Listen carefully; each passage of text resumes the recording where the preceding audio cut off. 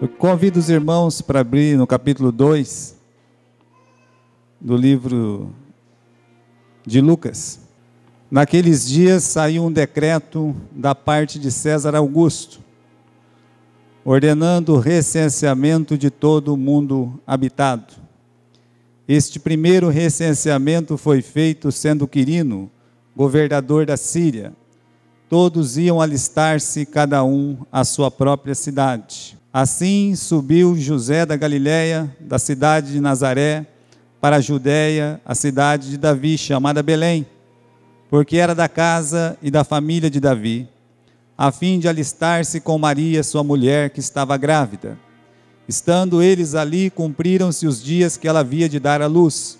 E ela deu à luz a seu filho primogênito, envolveu-o em panos e deitou-o numa manjedoura, porque não havia lugar para eles na hospedaria. Naquela mesma região havia pastores que viviam nos campos e guardavam o seu rebanho durante a vigília da noite. Apareceu-lhes o anjo do Senhor, e a glória do Senhor os cercou de resplendor, e foram tomados de grande temor. O anjo lhes disse: não temais, eu vos trago novas de grande alegria, que será para todo o povo. Na cidade de Davi vos nasceu hoje o Salvador, que é Cristo o Senhor. Versículo 13. No mesmo instante, apareceu com o anjo uma multidão dos exércitos celestiais, louvando a Deus e dizendo: glória a Deus nas maiores alturas, paz na terra entre os homens, a quem Ele quer bem. Meus irmãos, o nosso tema hoje está aí: que efeito causou a notícia da chegada do Salvador a este mundo?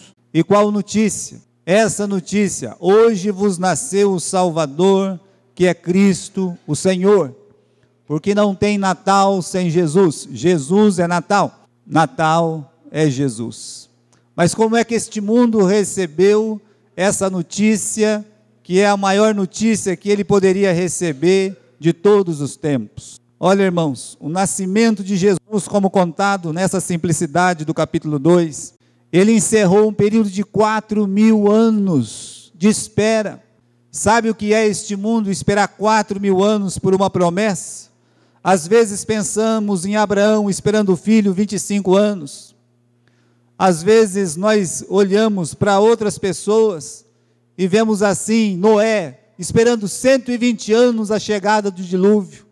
Mas o nosso Salvador, ele foi o resultado de uma espera de 4.000 anos, desde o dia que Deus prometeu a Adão e Eva que a semente da mulher pisaria na cabeça da serpente. Aí foram longos 4.000 anos até que esse dia chegasse. Em todo esse período, o que a gente viu foi o quê? Um descaso, sim, daqueles que nunca e nem imaginavam que a verdade de Deus iria se cumprir. Mas também Jesus Cristo deixou uma notícia muito importante, quando ele disse que em verdade vos digo, que muitos profetas e justos desejaram ver o que vedes e não viram, ouvir o que ouvis e não ouviram. Muitos justos profetas, eles desejaram, eles ansiaram, eles esperaram, a vida deles foi uma vida de espera para que esse dia chegasse. E nesses justos nós qualificamos pessoas como Abel, como Abraão, como Isaac, como Jacó, como Samuel, como Moisés, como Josué, como Davi. Aí você vai vendo justos, não porque eram bons, mas porque Deus os justificou. Aí você coloca os profetas, todos os profetas da Bíblia, todos, sem nenhuma assim exceção, eles ansiavam, eles aguardavam, eles esperaram pacientemente a chegada do Messias, até que Paulo disse que ele veio na plenitude dos tempos. Quando Deus fala plenitude dos tempos, ele quer dizer que veio no tempo de Deus, quando Deus melhor achou, ou seja, agora chegou a hora do meu filho vir ao mundo. Agora, quando ele veio da forma mais simples. E talvez está aqui a grande decepção que existe nos homens. Porque talvez se ele viesse aí num tapete mágico, Se ele viesse num trenó, como o Papai Noel aparece aí nos filmes, e as crianças deliram, até os adultos param para ver uma bobagem dessa. Não veio num trenó, não veio numa carruagem de fogo. Podia vir, como fala o salmista, nas asas do vento, nas asas dos querubins. Mas ele não veio. Ou sobre a nuvem, como virá na sua glória, da segunda vez. Mas ele preferiu vir como todos nós viemos. Do mesmo jeito que você nasceu, eu nasci, nós nascemos, foi assim, num parto doloroso. Ele nasceu como todos nós nascemos, filho de mulher. E ele fez carne para habitar entre os homens. A decepção é maior quando não tinha um berço, quando não tinha onde ficar, não tinha um palácio para esse rei, nada, a não ser uma manjedoura. Por isso, veio do jeito mais simples que podia vir, e aí teve os efeitos. Primeiro efeito, meus irmãos, eu acredito que é muito precioso isso, porque essa era uma promessa, e essa promessa se cumpriu quando o salmista, no capítulo 18, ele explica que Deus, ele desceu o céu. Mas como é que você vai pensar em descer o céu aqui na terra, uma terra pecaminosa? E diz mais que ele desceu os céus, e depois é dito que a escuridão estava debaixo dos seus pés. Então Jesus, ele ligou o céu e a terra. Ele trouxe para a terra aquela luz, uma luz que precisava, que necessitava, porque mesmo Simeão na sua revelação, ou Zacarias, quando eles falaram dessa escuridão, o mundo jaz na escuridão, é assim, meus irmãos, ele, a própria luz, ele veio iluminar este mundo. Aqui no capítulo 2 que nós lemos, no versículo 13, disse que no mesmo instante, apareceu essa multidão de anjos. Quando os anjos, meus irmãos, em coro apareceram lá no céu, pairando no céu, glória a Deus nas maiores alturas. Você imagina a grandeza desse cântico? Porque sempre que os anjos desciam, coisa boa não acontecia. Quando os anjos desceram para estar com Abraão, teve uma notícia boa, pastor? Teve, que Isaac iria nascer. Mas imagine que depois eles viraram as costas e rumaram para Sodoma e Gomorra.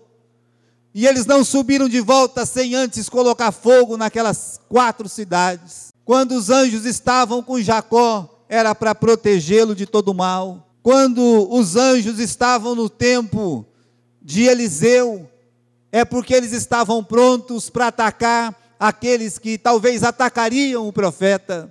Então, quando os anjos se ajuntavam e desciam a este mundo, coisa boa não acontecia. Agora, meus irmãos, eles descem, e eles descem cantando. Por isso, nunca antes os anjos apareceram para cantar louvores celestiais. E desta vez, eles têm uma notícia, e eles têm um cântico. Olha no capítulo 2, no versículo 11, esta é a notícia. Por que vocês acham que no capítulo 2, versículo 10 de Lucas, o anjo olha e disse, não temais, falando para os pastores? É porque quando viam o anjo, eles não sabiam se ia viver ou se ia morrer, se o fogo ia subir, o que ia acontecer. Então o anjo já acalma e diz, olha, não temais, eis que eu vos trago novas de grande alegria, que será para todo o povo. Na cidade de Davi vos nasceu hoje o Salvador, que é Cristo, Senhor. Essa é a notícia angelical. Você pode acreditar que grandes notícias são dadas todos os dias, mas essa notícia, ela é insuperável. Calava um silêncio de 4.000 anos, trazia com ela a grande alegria.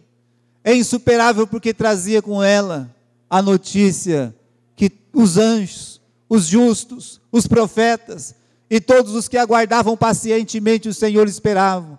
Hoje vos nasceu o Messias. Pode entender isso lá no céu, e para aqueles que o esperavam aqui na terra, não podia ser diferente. Seguiu-se o júbilo, o cântico celestial. Aqui no capítulo 2, no versículo 14, glória a Deus nas alturas.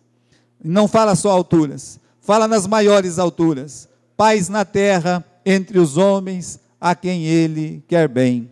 Meus irmãos, todo o céu ficou iluminado. O céu desceu até a terra quando Jesus Cristo nasceu.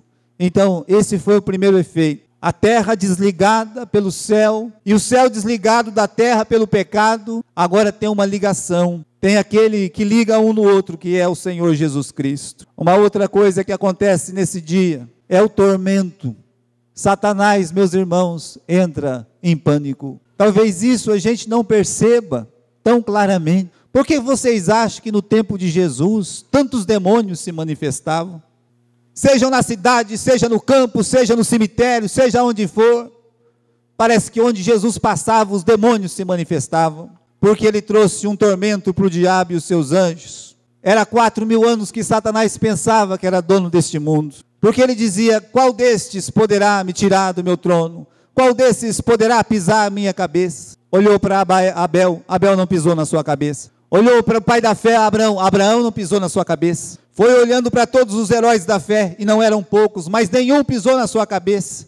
Mas quando nasceu o Salvador, aí ele viu que a cabeça dele estava em prêmio, irmãos. Satanás pôde sentir, pela primeira vez, que alguém ia pisar na sua cabeça. Por isso ele se atormentou tanto, por isso o seu pavor, o seu sossego acabou, quando ele viu seus ex-companheiros, porque ele também morou no céu. Quando ele viu seus ex-companheiros, porque ele estava lá um dia, junto com aqueles que cantaram no nascimento de Jesus, porque talvez era o regente daquele coro, e agora aquele coro desce e começa a cantar glória a Deus nas alturas, e ele entende, porque ele não é bobo. Se o mundo não o recebeu, Satanás entendeu a mensagem, e aí ele tinha que entrar em pânico com essa notícia. Às vezes eu fico imaginando que essas notícias ruins corre porque Satanás ajuda a levar, mas eu queria ver Satanás ajudando a levar essa má notícia para ele mesmo. Hoje vos nasceu Cristo, Senhor. Então ele pensou: a minha cabeça vai ser esmagada. E aí, meus irmãos, tinha que noticiar entre todos os demônios, e os demônios então, que são os anjos decaídos, ficando sabendo disso, até que a notícia chega a Abaddon, que é o rei lá do inferno, do abismo, e aí ele tem que contar para todos os anjos decaídos presos: o nosso fim chegou. Talvez por isso Apocalipse lembra que Satanás ficou tão triste, tão abalado, que ele começou a atormentar tanto este mundo, porque ele sabe que pouco tempo lhe resta. A notícia do Salvador trouxe um tormento para o diabo e os seus anjos. Nós temos uma palavra do apóstolo João, em 1 João capítulo 3, versículo 8, que para isto se manifestou o Filho de Deus, para destruir as obras do diabo. Tudo que ele plantou, toda mentira que ele contou, todo o mal que ele fez, tanta gente que ele incentivou, tudo, meus irmãos, que passou pelas suas mãos, e ele então foi atormentando, destruindo, matando, roubando através das almas das pessoas. Agora vem essa notícia: para isso se manifestou, para isto veio este menino. Naquela manjedoura estava quem? Aquele que ia destruir as obras do diabo. Os seus dias estão contados, por isso trouxe o tormento ao diabo e aos seus anjos decaídos. No capítulo 2 do livro de Mateus, no versículo 1, tendo nascido Jesus em Belém da Judéia, no tempo do rei Herodes, vieram os magos do Oriente a Jerusalém e perguntaram: onde está aquele que é nascido rei dos judeus? Nós vimos a sua estrela no Oriente e viemos adorá-lo. Quando o rei Herodes ouviu isto, alarmou-se com ele toda Jerusalém. Esse foi um outro efeito do nascimento de Jesus. A agitação no palácio do rei. A agitação que do palácio seguiu para toda a cidade de Jerusalém.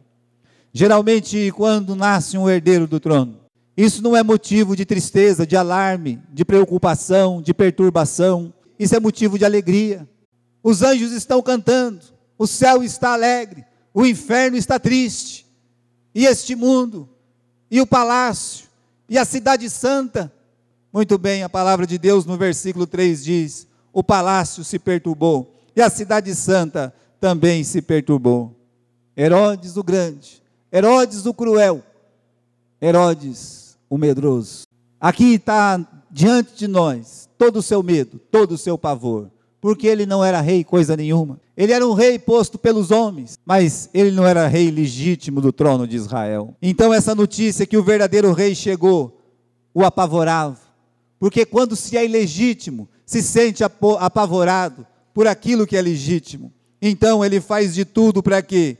Para Jesus ser varrido da face desta terra. Ele manda os seus soldados e vão lá para Belém. E o que eles fazem? Eles matam todas as criancinhas. Ouve-se o pranto de Raquel, segundo a palavra de Deus. Agora não é estranho que Herodes, tão cruel, ele se sinta ameaçado. Talvez a sua própria consciência tanto o acusava. Ele matou a mãe dele, ele matou a mulher que ele mais gostava, ele matou no mínimo 4 filhos, mais uma multidão de inocentes, as criancinhas em Belém. Um homem desse tem que viver com medo, tem que viver assustado pela ira de Deus. Agora você lê no versículo 3, que Jerusalém se perturbou. Qual deveria ter sido o efeito, meus irmãos, sobre a cidade santa? O Messias veio, o Salvador chegou, a 20 quilômetros dali os anjos cantavam no céu de Belém. Mas o que aconteceu? Ele se perturbou. Tão triste quanto a perturbação é que ninguém em Jerusalém, mesmo sabendo da notícia que Jesus havia nascido, ninguém de Jerusalém seguiu para a pequena Belém. Poderiam ter ido a pé, mas ninguém seguiu os magos. Nós estamos vivendo um período assim. Todas aquelas pessoas que recusam o reinado de Jesus, todas as pessoas que recusam a Jesus, estas pessoas são miniaturas de Jerusalém. Parece que a palavra de Deus os perturba. E por que os perturba? Por causa do pecado. Então, quando a palavra de Deus diz que se perturbou, é porque eles amavam mais a glória deste homem cruel, deste homem truculento, desse homem maligno. Preferiram a glória de Herodes. E aí então nós temos um outro efeito. No capítulo 2, no versículo 4, Herodes convocou todos os principais sacerdotes e os escribas do povo e perguntou-lhes onde havia de nascer o Cristo. Ele não pegou os menores, ele pegou os maiores, os mais importantes, os mais letrados, os mais estudados, os principais, é o que a palavra de Deus está dizendo. E fez uma pergunta: onde vai nascer o Messias? E eles foram consultados, e eles conheciam a palavra de Deus, e com prontidão, com exatidão assim milimétrica, e sem nenhuma confusão, a uma disseram: em Belém da Judéia. E aí, através desse conhecimento, o conhecimento exato das Escrituras, é que os magos encontraram o menino. Não é maravilhoso isso? Saber que os magos encontraram o menino, porque alguém lhes revelou em Jerusalém, que eram os religiosos, os principais sacerdotes, os principais escribas, os grandes conhecedores da Bíblia, da palavra de Deus, apontaram o dedo, a seta foi apontada para Belém, estavam certos, estavam corretos. Mas pobres religiosos, qual deles se prontificou a guiar os magos? Poderia se sujeitar e dizer: vocês não são daqui? Não, nós não somos daqui, nós viemos do Oriente, viemos atrás do Messias, do nascido rei dos judeus. O sacerdote podia dizer: eu te levarei até ele, eu sei onde fica Belém, as Escrituras dizem que é Belém, vamos aqui nós principais sacerdotes, vamos aqui nós conhecedores da palavra, vamos levar estes homens a adorar o nosso rei, o nosso Messias, o nosso Senhor. Mas, meus irmãos, eles foram indiferentes. Vocês sabem o que é isso? Nenhum dos religiosos animou-se a ir até Jerusalém. Conheciam a verdade, mas não se rendiam à mesma verdade que eles conheciam. Você pode imaginar uma coisa pior do que essa? Uma pessoa que sabe o caminho, mas não anda no caminho, que sabe o certo, mas não faz o certo. Eles certamente serão penalizados com ira cruel. Só a informação não é suficiente para salvar uma alma. Se uma pessoa, uma criança que seja, se ele frequentar a nossa escola bíblica dominical, vai dar para essa criança para esse indivíduo o caminho da verdade. Ela vai aprender que Jesus Cristo é o caminho, mas só conhecimento não basta. Mas se recusamos, se não nos rendemos, se não nos sujeitamos, se não irmos até o menino, nós somos como esses sacerdotes, como esses escribas, toda vez que não nos rendemos à palavra de Deus. Mas eu tenho uma notícia boa. Também, meus irmãos, a chegada do menino revelou quem eram os verdadeiros adoradores. Algumas pessoas, não sei porquê, mas eles recebem uma revelação especial. Outras pessoas são pegas de surpresa, e outras, lendo a palavra de Deus, encontram a revelação. Nessa primeira turma, se encontram os magos. Houve uma revelação especial lá no Oriente, com uma estrela, e eu não sei por que Deus revelou para eles. A palavra de Deus não diz. Eu não sei porque às vezes Deus revela algumas coisas especiais para algumas pessoas, talvez porque elas sejam mesmo especiais. Mesmo essas pessoas que recebem essa revelação especial, chega um momento que vai ter que fazer como os magos, parar e vai ter que fundamentar a revelação. Se a pessoa fala assim, um anjo me disse, mas o anjo só disse aquilo que pode ser afirmado, confirmado, autorizado pela palavra de Deus, pelas Escrituras. E eles receberam essa revelação. E eles aceitaram essa revelação. E eles seguiram o caminho longo, distante, até chegar a Jerusalém. Eles eram verdadeiros adoradores. Eles disseram isso aqui no capítulo 2. Olha o final do versículo 2. Onde é nascido o rei dos judeus. Viemos adorá-lo. Não estavam ali para fazer uma festinha de aniversário, não. Eles estavam ali para adorar o Messias. E eles adoraram. Aqui ainda no capítulo 2, é dito que eles adoraram. Olha só, versículo 10. Vendo eles a estrela, alegraram-se intensamente, entraram na casa, viram o menino com Maria, sua mãe, e prostrando-se, o adoraram.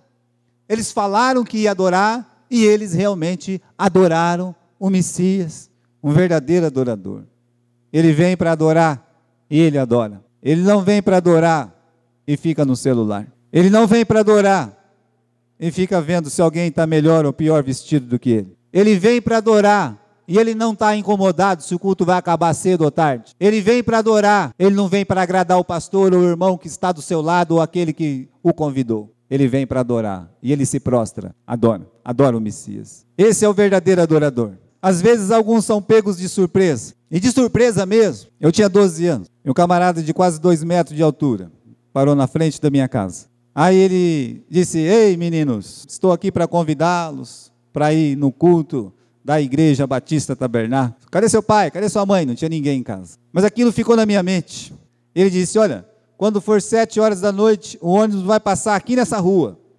É só você dar com a mão que ele para. Eu contei para o meu pai, mas aí eu não queria ir, mas a minha irmãzinha queria ir. E meu pai falou, não, para ela ir você tem que ir. Eu entrei naquele ônibus. Então eu fui pego de surpresa. Eu estava jogando botão, quando alguém me convidou, e eu cheguei lá naquela igreja, ouvi aquela palavra, falaram de Jesus Cristo, eu levantei a minha mão, eu me converti, mas eu fui pego de surpresa. Os pastores, eles estavam trabalhando, talvez trabalhando e dormindo e trabalhando, cuidando ali das suas ovelhas, mas quando o anjo chegou, quando o céu se iluminou, não dava mais para dormir, e eles receberam essa notícia, trago-vos nova de grande alegria, que será para todo o povo, hoje vos nasceu na cidade de Davi, Jesus, o Salvador, Cristo, o Senhor. E alguém olhou e disse assim, vamos lá para ver essa boa notícia que nos deram. Era só olhar e dizer assim, não, eu não vou não. Quantas vezes você convida uma pessoa e ela não vem? Quantas vezes você vai chamar aquele seu amigo do trabalho e ele vai o quê? Ele vai dizer não, ou ele não vai dizer não, mas também não vai vir. Eles estavam nessa condição. A mesma notícia que eles receberam, Herodes recebeu, Jerusalém recebeu, mas eles não foram. Mas os pastores foram, e eles se alegraram, e eles viram o menino. Meus irmãos, os verdadeiros adoradores, eles vão até o Messias. E existem aqueles que vão lendo a palavra de Deus, como Simeão, como Ana, e como aqueles que esperavam ansiosamente as promessas de Deus em relação ao Messias. É impressionante o Simeão com Ana, uma lá fora, o outro lá dentro, até que um dia chega um casal e coloca o menino em suas mãos, e ele fica tão feliz. Ele diz: está cumprido, este é o menino, este é o Messias, esse é o que a palavra de Deus me disse há muito e muito tempo atrás. Estava seguro porque estava segurando a palavra de Deus numa mão, e estava seguro porque segurava o menino no outro. Juntou a palavra com o menino falava da palavra. A palavra, meus irmãos, apontava para o menino, não tinha como não ser. Era esse o Filho de Deus. O efeito nos verdadeiros adoradores. Qual é o efeito de Jesus, do Natal? Primeiro é a alegria. Olha a alegria dos magos, a alegria dos pastores, a alegria de Simeão. O nosso problema é que as coisas de Deus não trazem mais alegria. Eu queria que as coisas da igreja trouxessem tanta alegria quanto uma roupa nova, a passagem num vestibular, meu time foi campeão. E as pessoas leem a palavra de Deus, e a alegria parece uma coisa assim incrível, como não aparece mais.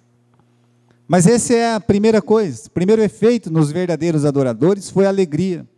Depois nós vemos a oferta. O que tinha de mais precioso foi entregue: o ouro, o incenso, a mirra. Ouro porque ele era rei, incenso porque ele era sacerdote, e mirra porque ele era profeta. Então o ouro cabe ao rei, o incenso cabe ao sacerdote, e a mirra cabe ao profeta. Era o presente que ele precisava para testemunhar quem ele era. Meus irmãos, o que colocamos no altar de Deus, aos pés do Senhor, isso conta se somos verdadeiros adoradores. E alguma coisa assim que não pode faltar é esse intenso desejo de que Ele reine sobre nós. Isso não aconteceu nos moradores de Jerusalém. Queremos Herodes. Vai que ele fica bravo com a gente. Entre a criança e Herodes, os magos ouviram os anjos e ficaram com as crianças.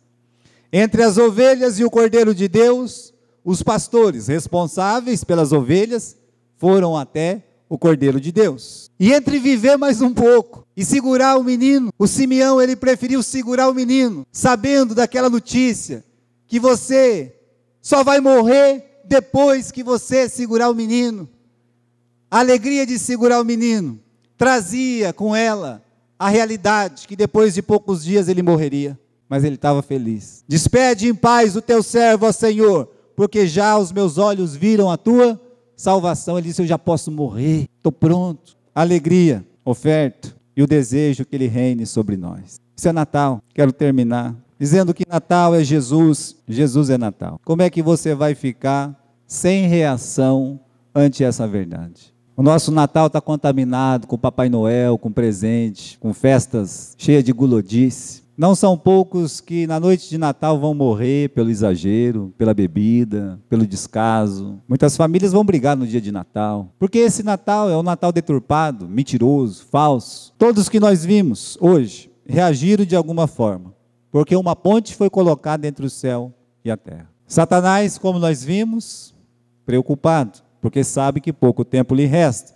Então, incansavelmente, ele vai fazer de tudo para que você, meu amigo, você não o receba. Ele vai fazer de tudo para que você também fique perturbado e recuse o reino de Jesus na sua vida. Os reinos deste mundo também não o reconheceram. É uma pena, não é? Mas é uma realidade. Nem Herodes, mas nem Herodes e nem ninguém. O mundo veio para o que era seus e os seus não o receberam. A religião formal também não seguiu. A boa notícia, como dissemos, é que alguns o receberam. E qual deve ser o efeito dessa revelação sobre nós? Se você não consegue ver a estrela de Belém, esse que é Jesus, como você consegue não enxergar Deus na sua vida? Saber do Natal, acho que nos anima a olhar para o céu e ver a sua estrela, nesse sentido. Não que você vai ver uma estrela, mas talvez se você ver uma estrela, você vai saber, Deus está ali. Foi Deus que criou essa estrela. Anima-nos a ir até a sua pessoa, como fizeram os magos, os pastores,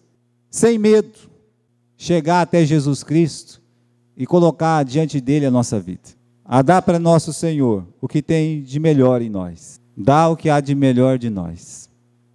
Serviço. Então medite sobre isso. Pense muito sobre isso. Pense sobre o efeito da vinda de Jesus no seu coração. Você ainda não o recebeu? Por que você não fez isso? O que está faltando? Você pode, você deve, sem fazê-lo, irá para o inferno. Então faça agora mesmo. Receba Jesus Cristo como seu Salvador.